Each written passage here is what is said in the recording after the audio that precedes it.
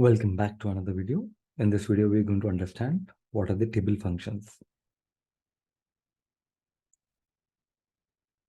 So basically, when to use table functions? Okay, table functions are nothing but the functions that are used in DAX to come up with some small tables, or the subset of tables, or large tables as well.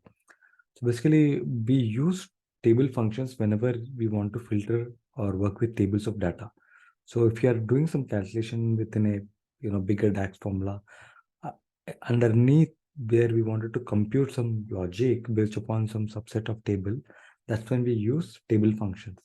Okay, these functions let you control how the data looks before you do any calculations on it.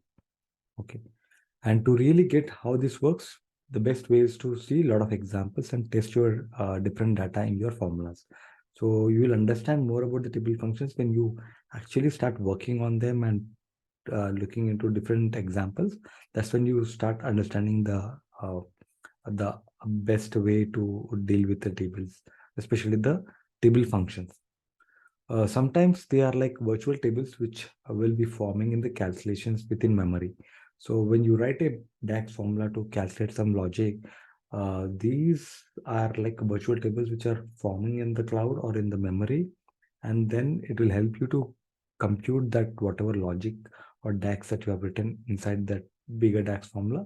And that's where they generate there, and they'll be vanished. Like the output will be a smaller DAX output rather than the DAX or the table function.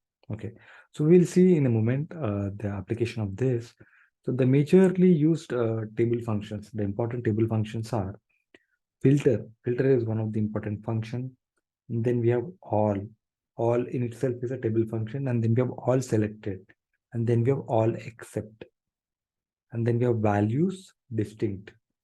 And the one which we spoke about earlier in the data modeling section was use relationship. So we are also going to write the use relationship function here. Okay, so let us jump and look into the demo part.